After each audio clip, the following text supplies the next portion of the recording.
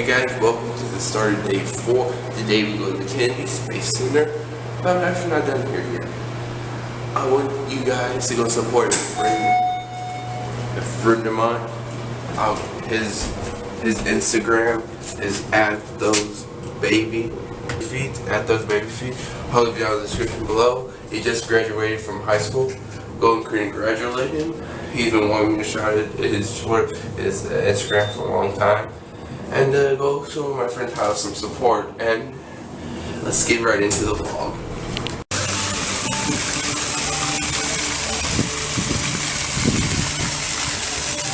I'm here.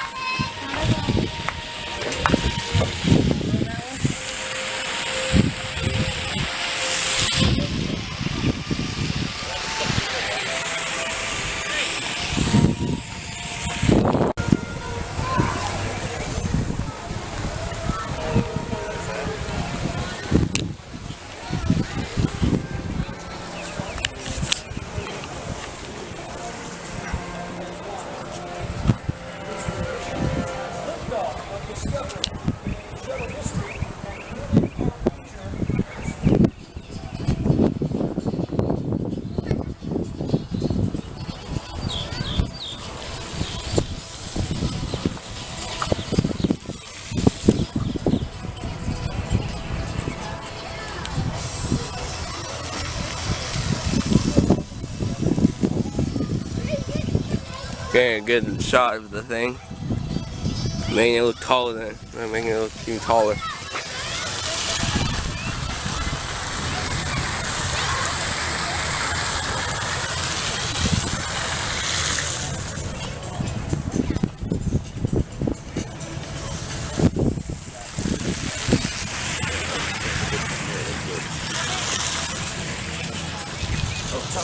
Okay.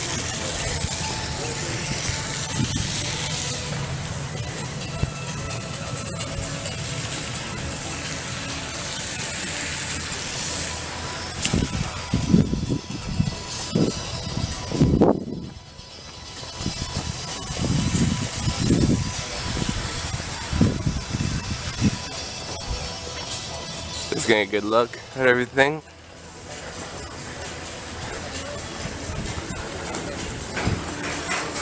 Last time I was here was before I had this HD camera, so now everything's in HD.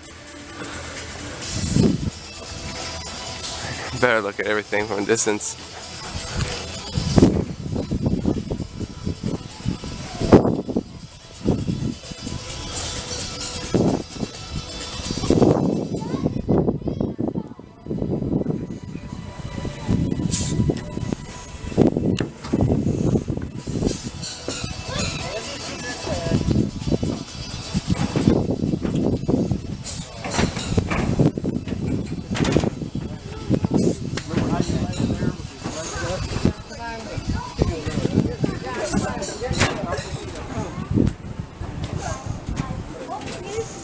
Ladies and gentlemen, the 9:30 rocket car tour will begin in 8 minutes. T-minus 8 minutes.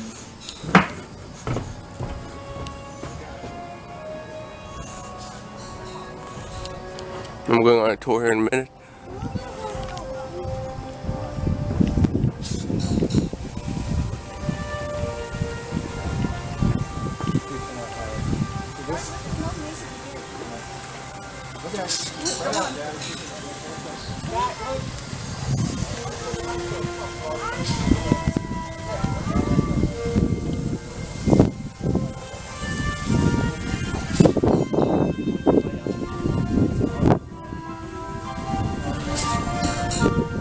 I'm not just walking walking for you guys to see. Let me walk the other way.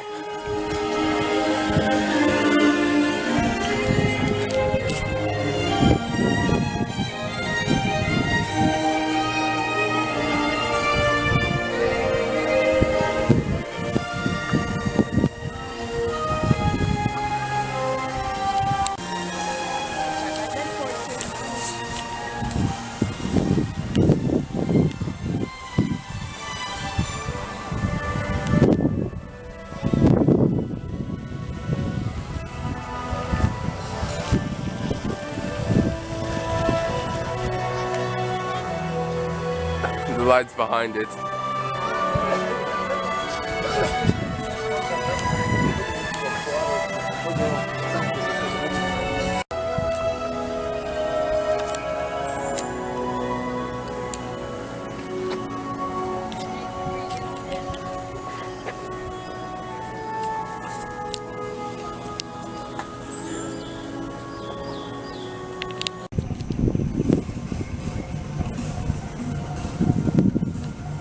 Getting a good look at everything. The Orion multi-purpose crew vehicle, full-size model.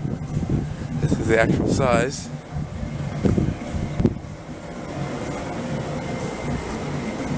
Not bad of a size, to be quite honest. Bring it back as far as possible.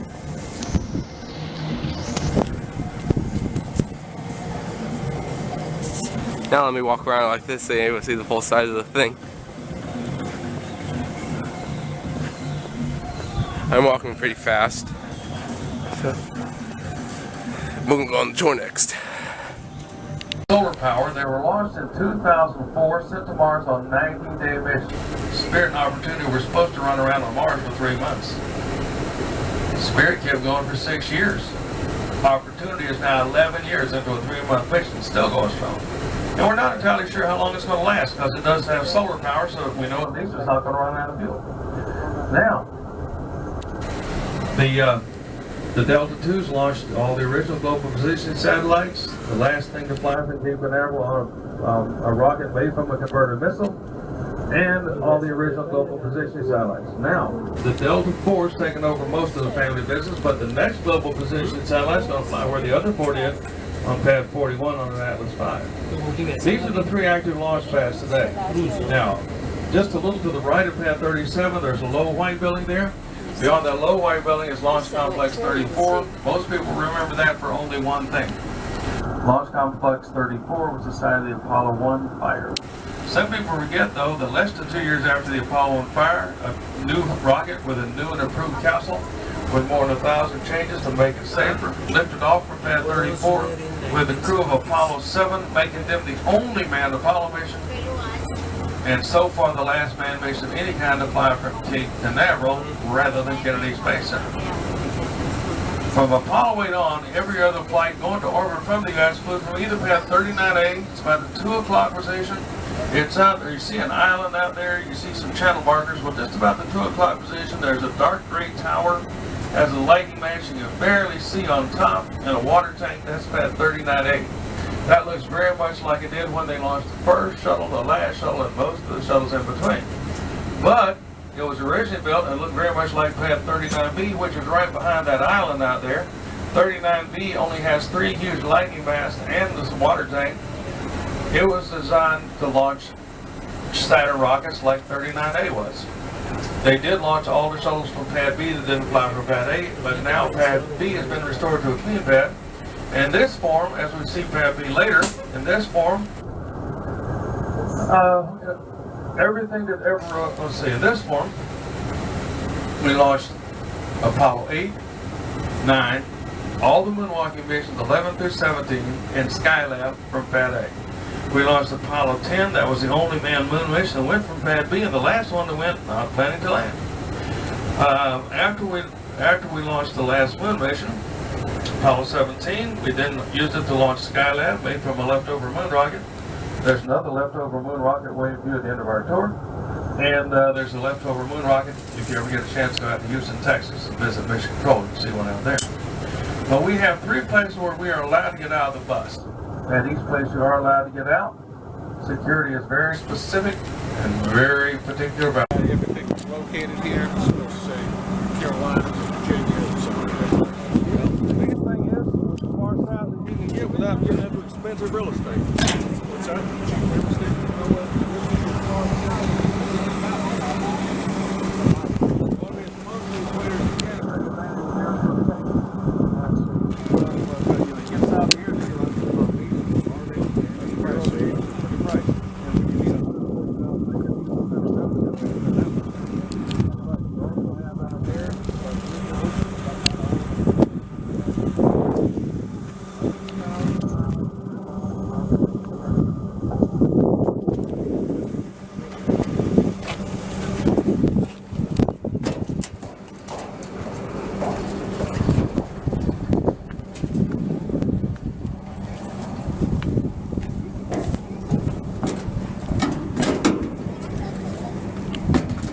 Okay, when we're in restricted area of NASA right now, so I kind of have to be quiet, but enjoy the view, guys.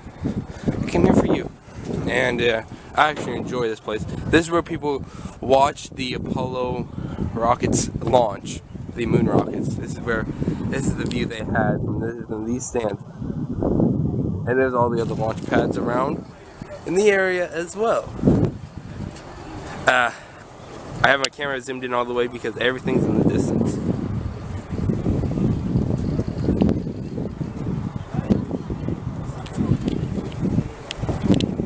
Okay, since we're here, this is getting a shot of me with everything behind me. We're gonna go to the next stop to see you guys. Well, I'll show you a bit more on the tour bus, so talk to you guys when we get there. On TV. Some of the NASA support guests will be on top of Operation Warblink 2, others will be where we drop you off at the Banana Creek viewing area. But NASA's most important guests will be on top of this low white building here. This is the Launch Control Center. In a moment, we're going to see a row of black windows that cover 4 fire control rooms. Fire control room number 4 is on this end, and folks on the Launch Control Center tour. Not long after they arrive, we'll be standing in here looking out the windows on this end, standing right beneath those satellite dishes. 4, 3, 2, fire control room 1 is next to high bay number 1. Fire control room number 1 is where they're going to be handling the launches for the SLS rocket. Fire control room 2 will be the backup. High bay number 3 is going through some major overhauls to make room for that tower, which is also going to be made taller and stronger. That tower was built for Ares 1 is now being modified to carry the Space Launch System rocket, which will be the heaviest, most powerful rocket ever to fly, even though it will be about 40 feet shorter. Crawler transporter number 1 will be able to carry 18 million pounds, including their weight. No, in addition to their own weight. Now, NASA loves the rock over there. Bear in mind that when they bought all the land here to build a space center, you couldn't get here with a bus. When NASA first acquired this land to get out here, we would have needed a swamp buggy or an airboat. To make it capable of carrying 18 million pounds of moon rocket crawler platform through the swamp and out to the pad, they dug out 7 feet of muck and mud, replaced it with hydraulic fill, compacted fill. There's a layer down there sealed with asphalt like a highway. Crushed limestone, and finally what we see on top, 4 to 10 inches of Tennessee River rock from Alabama. Where the Tennessee River runs through Alabama, so most states get credit for it. But NASA loves this rock on top. It's smooth around from years of tumbling in the river. It acts like a dry ball bearing. It reduces the friction and heat buildup on the 57 big 1-ton plus fleets that form each track. But most important of all, as you see the rock has been crushed to gravel. You can crush the gravel, grind the sand. Nothing will make that rock spark. And you're rolling down the roadway with a 36-story tall moon rocket or a $2 billion orbiter bolted to 2 million pounds of solid rocket fuel, having the smoothest ride you can get and no sparks has always been an outstanding idea. Now, as we come into the curve, one of the big crawlers is out ahead of us there. The crawler is only about the bottom third of that gray structure. The largest mass up on top is one of the mobile launcher platforms. If you look at that little black book back on page 5, you see what that looked like when that platform carried moon rockets. It had a huge tower that fed those high bay doors by only 6 feet. When it came out, the top of that tower was 450 feet above the ground. And there's our prescribed burn now. It looks like it's in between complex 41 and 40. Anyway, those are the launch pads you saw in the causeway. 41 is closest to us, 40 is in the middle, 37 at the far end. But on your left, there's the real crawler. Now, At the end of the Apollo program, they took the launch available tower off all 3 platforms. Now all 3 of them look like this. The towers are replaced by those round structures on top called tail service masts. Anything that went from the ground, from the platform into the orbit, went through those tail service masts. Power, water, fuel, communication, whatever. Now, the crawler rides on 8 tracks. Each of those tracks is almost as big as our bus, 10 feet tall, 41 feet long. Each track composed of 57 feet, weighing a ton apiece. On each pair of tracks are 4 huge hydraulic cylinders. That's how they drive the crawler at this height, 20 feet underneath the platform on 22-foot high pedestals on the launch pad, in the BB, in the work area. They drive beneath the 20 feet tall, jack up to 22 feet tall, which lifted the weight of the platform off the pedestals.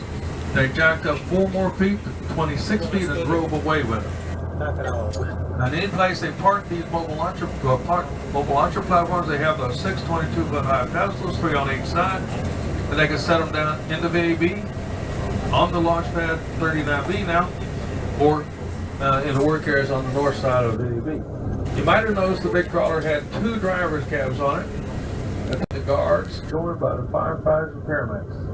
They were the closest place that anybody other than astronauts could be, but they could not be in the guard shack and certainly not standing out on the lawn.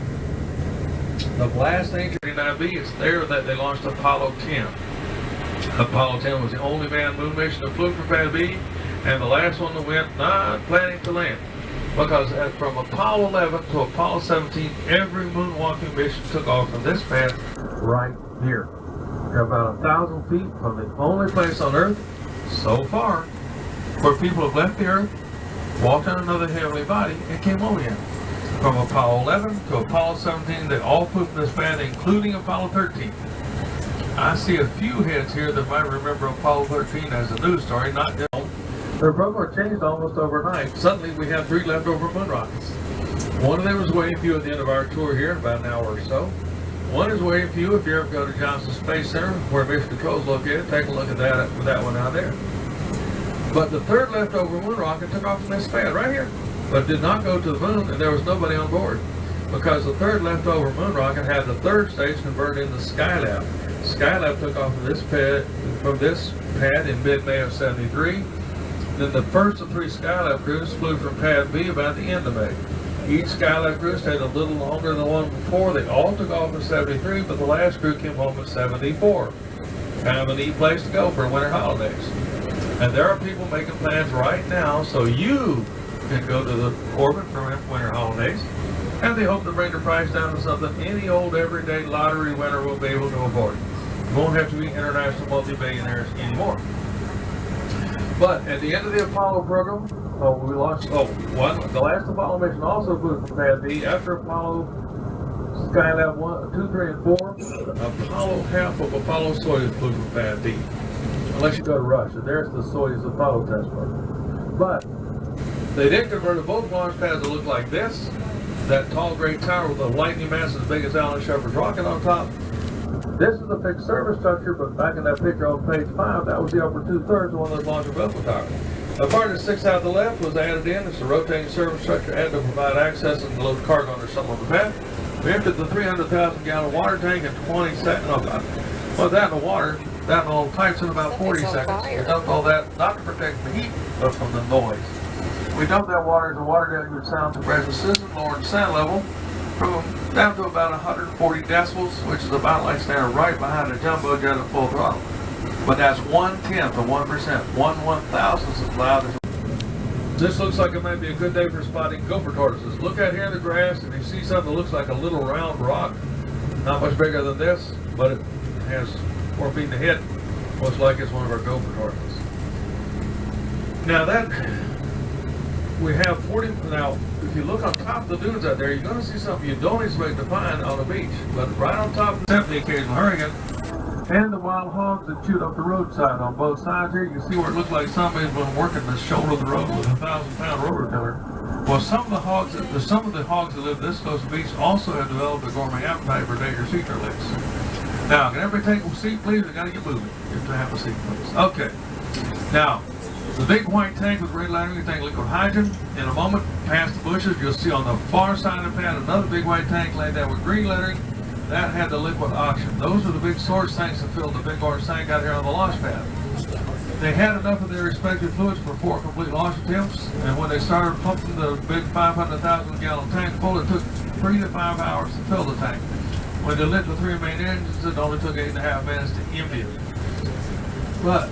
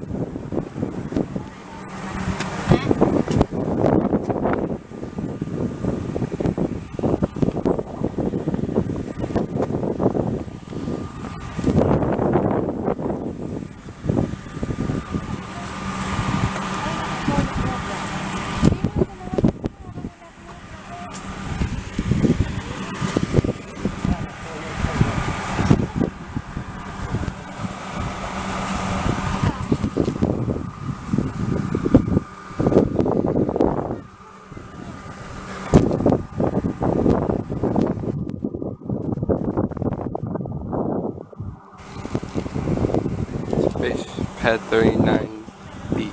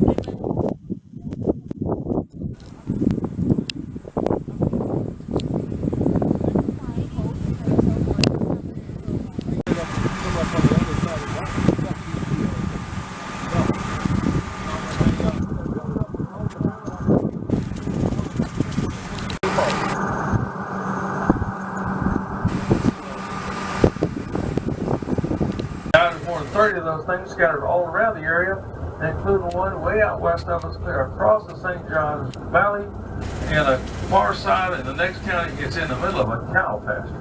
NASA still can't control the weather, but at least we've got a better idea what's coming. We have come to pad 39B. Now this looks very much like it did at the time they launched Apollo 10 here. Apollo 10 was the only manned moon mission left for this pad, and the biggest difference between what you see now, what you would have seen when they launched Apollo 10, is those 3 big lightning masts. These 3 600-foot lightning masts, 75 feet taller than BB, they were installed in summer 2009. And the water tank goes to the shuttle area, not the Apollo area. But except for the water in the shuttle, before you can go to someplace where you can't make it to the space station, you gotta have another shuttle on the other pad ready to come get you. So there was enough shuttle launch equipment left on pad B for launching the rescue ship, and they brought Endeavour out here, prepared her for that. They went off to Hubble, completed the Hubble mission, and a couple of days before the end, they knew they weren't going to need the rescue ship. They sent that big crawler back over here, picked up the platform, took Endeavour down this rocky road, and out the other rocky road, placed Endeavour on pad A, and that's where she flew her normal mission, and every shuttle after that went. In the summer 2009, they built the 3 big lightning masts. In October 2009, the Arizona test rocket flew from this pad, and then they said there's never going to be a shuttle flying from this pad again.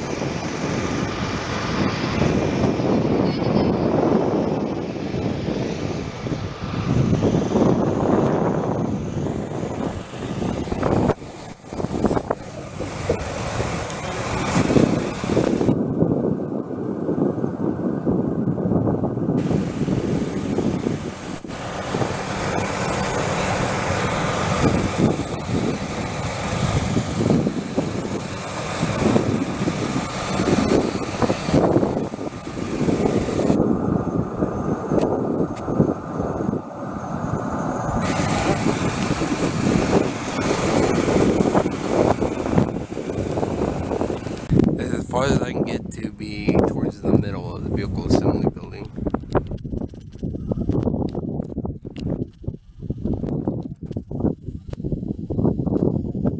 This is what it looks like from my distance. Not that far away.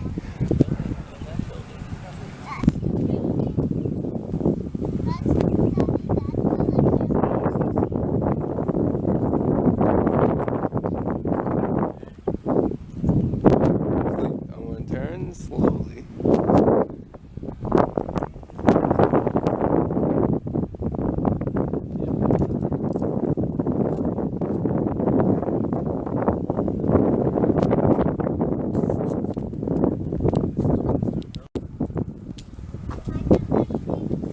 This is a part of the space shuttle launch pad.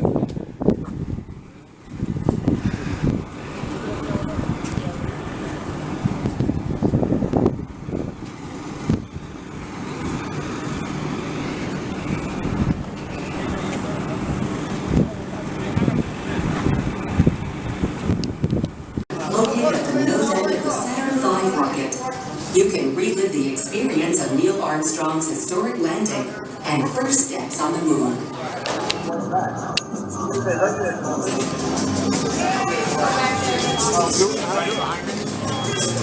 Not at the moment. Oh, he's backing up. All right. Come all the way in, folks. Come all the way in. Let's run around. Now watch the trees up here. As you enter, please move all the way to the front of the theater to make room for the guests behind you. Our presentation will begin shortly.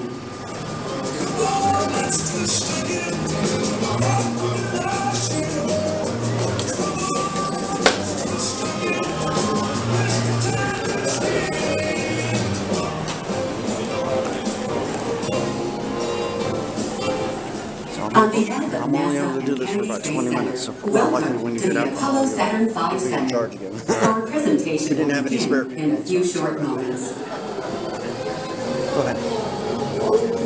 Let me get my big hat out of the way. The hat on.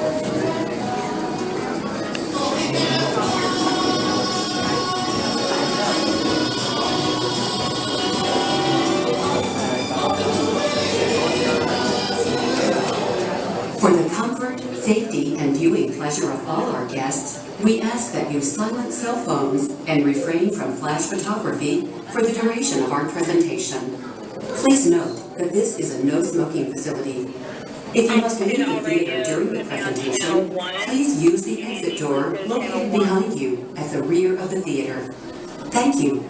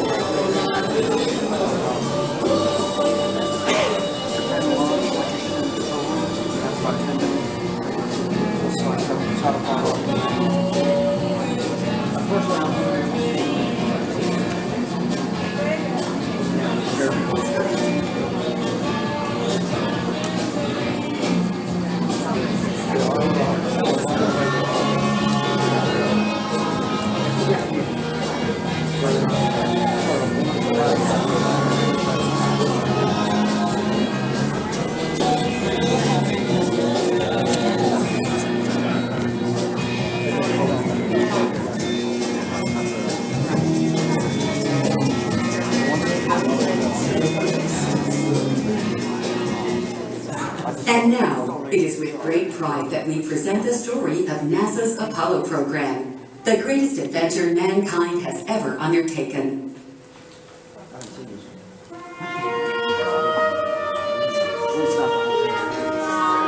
When I was a kid, I used to dream about flying through space. Every week on TV, I'd watch my heroes as they jumped into their rocket ships and took to the sky. And I wanted to be like them. They had courage, imagination, and no problem ever stood in their way for long. You know, in the end, when we actually did send men into space, it turned out that those were exactly the qualities it took. I'm John Hudson.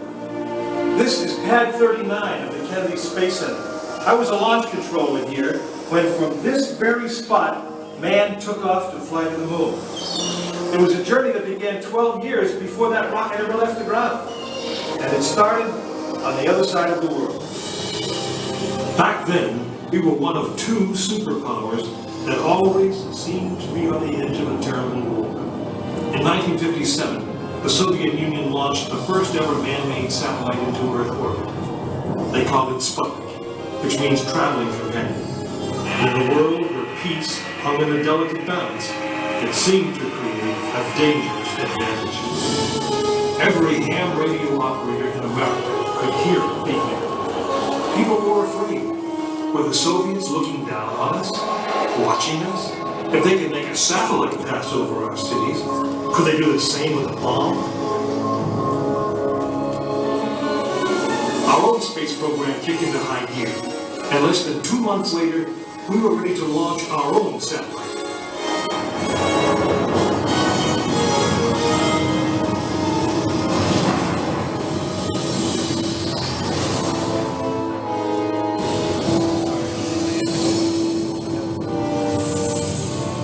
It was being called the space race, and we were running a distant second. In 1961, we fell even further behind.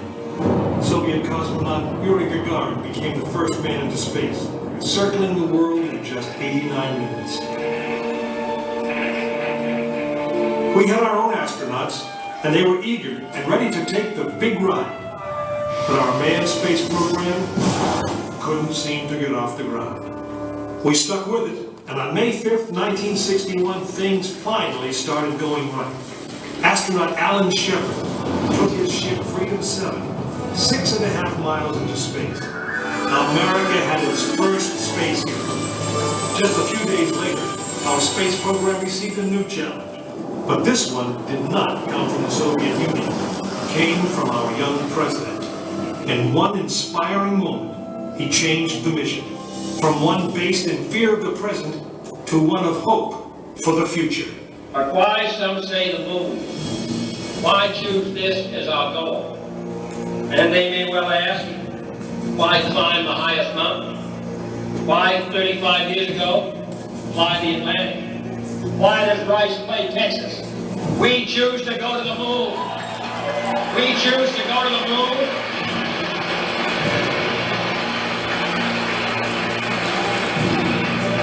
We choose to go to the moon in this decade and do the other thing. Not because they are easy, but because they are hard. We hadn't been more than 16 minutes into space, and now we were going to the moon. We would have to design a rocket the size of a 36-story office building, put it together with the precision of a microscope, and accelerate it to the speed of a bullet. Then we would have to guide it to a moving target 250,000 miles away. Many people thought it was an impossible dream, but 400,000 of us set about making that dream a reality. It would be the longest, most hazardous voyage that any man had dared to attempt. But step by step, mission by mission, we orbited the Earth, perfecting the skills and technologies we would need on this incredible journey. Our astronauts practiced maneuvering, docking, and the 1,000 other tasks that would comprise the moon mission. We created new alloys, lighter and stronger than anything seen before. We designed communication systems that would be reliable over the vast distances. And behind it all, we tried to perfect the rocket that would be powerful enough to punch out of Earth orbit and take us to the moon.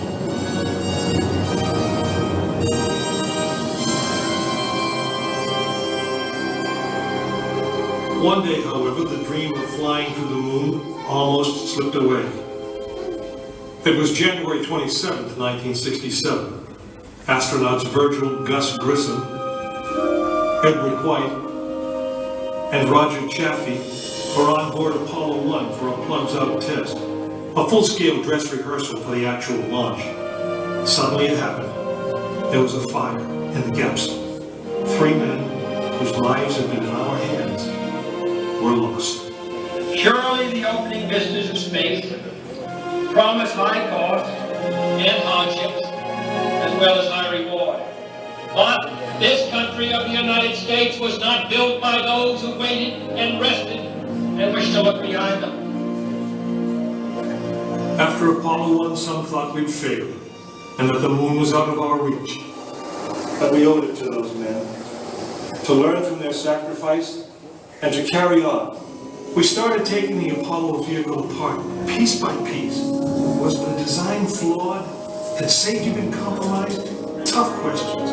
And we spent 1.5 years redesigning the spacecraft so that no astronaut's life would ever be at risk because we overlooked something or because we could have done something better.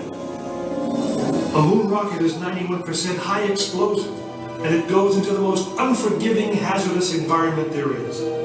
We could never make it risk-free, and the men who flew them knew that. We didn't send men into space again until Apollo 7 orbited the Earth testing some of the new designs. When everything worked perfectly, the decision was made. The next mission would travel to the moon. It was mankind's destiny to leave the shores of our planet behind and strike out across the vast ocean of space. In the great span of our history, now was the time that we could. Now was the time that we would. We stood on the eve of the longest, most dangerous journey that any man had ever undertaken. And it would be taken by Frank Borman, James Lovell, and William Anders, the crew of Apollo 8. Through those doors, you'll find the firing room, launch control, just as it was on December 21st, 1968. Please gather all of your belongings. These are fun. This is the firing room, launch control for the Apollo mission. This is not a mock-up. These are the very consoles we sat at when men first took off to fly to the moon. The tragedy of Apollo 1 had put us 1.5 years behind. We were making up for it in one big leap, and we were doing it with a rocket that no man had ever flown before.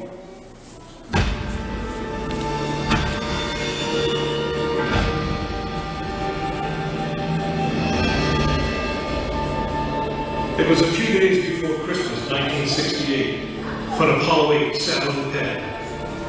She was the first of a new kind, a moon rocket. This was the Phoenix, risen from the ashes of Apollo 1. The first Apollo crew did not die in vain. This was to be their testament. That's what's the rocket there. That's what's funny. They don't build it out. That was it. Could have been up 36 stories high, she had been fully fueled throughout the night. The liquid oxygen in her tanks caused ice to form on the outside of the craft. The extreme temperature differences between the air and the sub-zero fuel caused the metal skin of the rocket to expand and contract. Everyone was on the pad agreed. It was as though the rocket was alive, breathing, straining at the leash. Earlier in the morning, astronauts Frank Borman, Jim Lovell, and Bill Anders had made their final preparations before taking that long ride out to the main spacecraft. The minimum safe distance from Saturn V to liftoff was 3 miles. The reason was simple. When fully fueled, the rocket contained the explosive power of an atomic bomb. As the clock counted down, the astronauts and all of us in launch control went through the pre-flight checks. Our hands on the controls of the most powerful, most complex machine ever built. It had over 2 million separate systems. And to bring these men back alive, everything had to work perfectly. This one's the same thing as the sound. Each individual system had been tested, but what we didn't know was how it would perform when all 2 million began to work together. That moment would come when the countdown clock reached 0.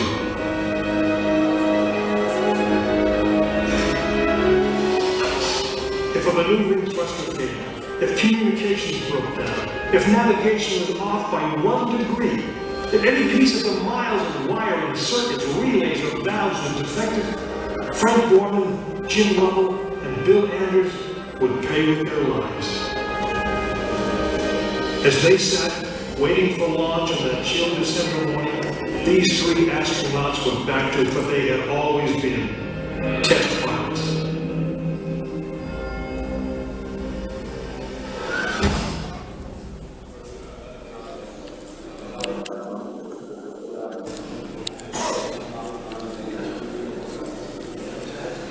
You are now in the final minutes before the launch of Apollo 8. Right here, where it actually happened.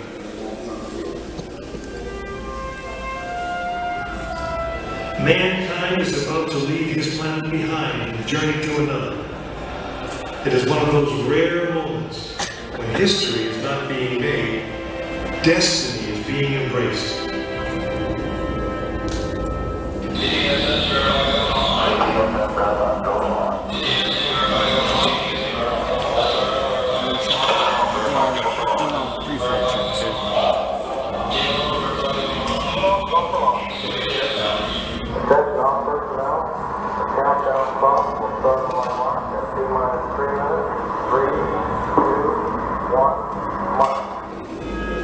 This is launch control.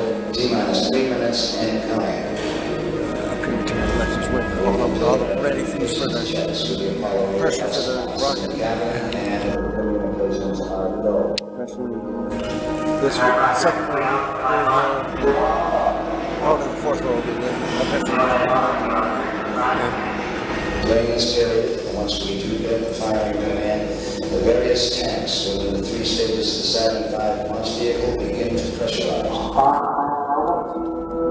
We have firing command. The firing command is in. We're at our T-minus 2 minutes, 20 seconds.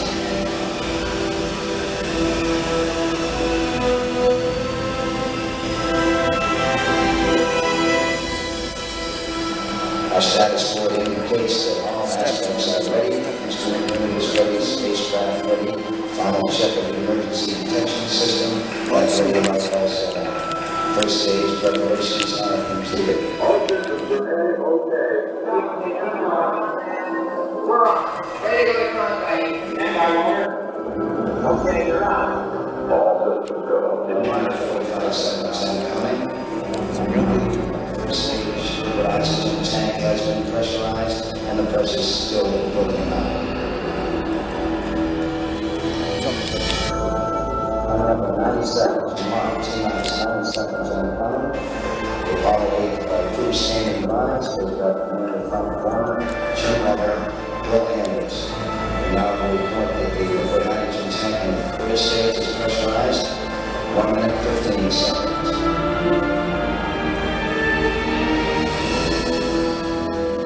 All three stages become pressurized at this time as we go on the 60-second mark on the flight to the moon. T-minus 60 seconds and counting. The vehicle now is completely pressurized. Apollo transfer shortly.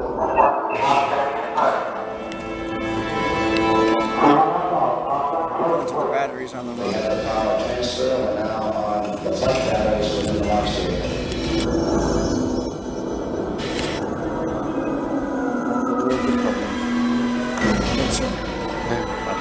Finally, President Frank Borman at this time can final look at the switches aboard the spacecraft. 20 seconds on this, we are still recording at this time.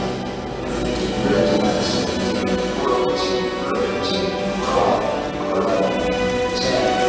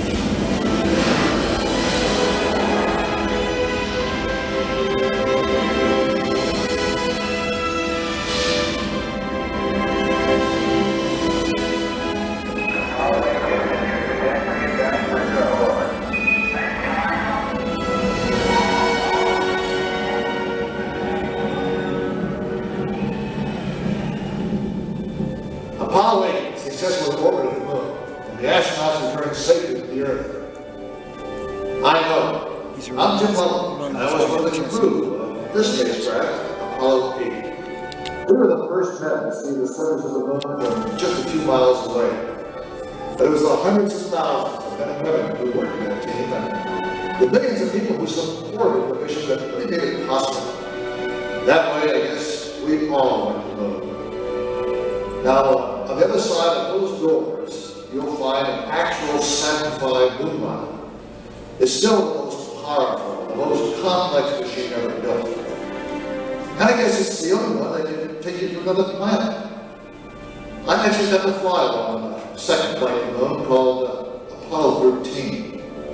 But that's another story.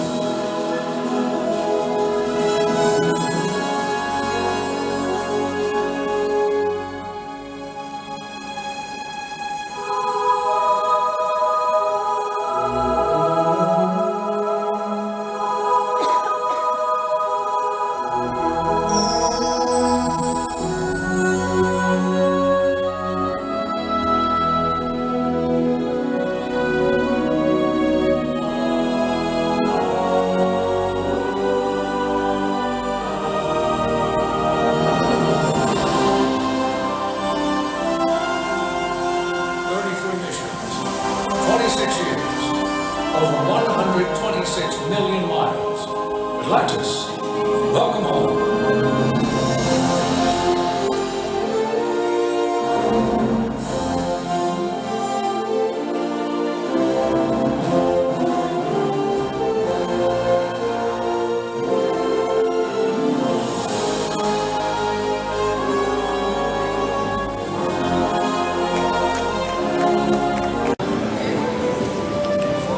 Space Shuttle Atlantis, which you saw from the video. The last clip I had has the screen over there opening up to showing this.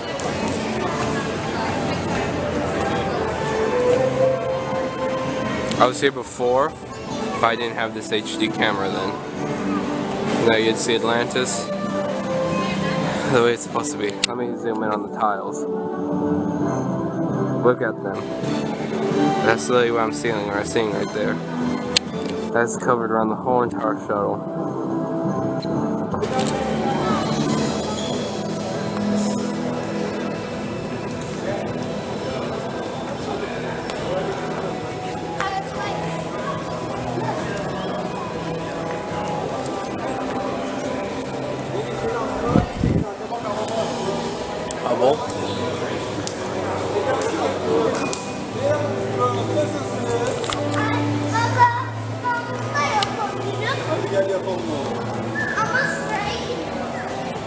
Walking.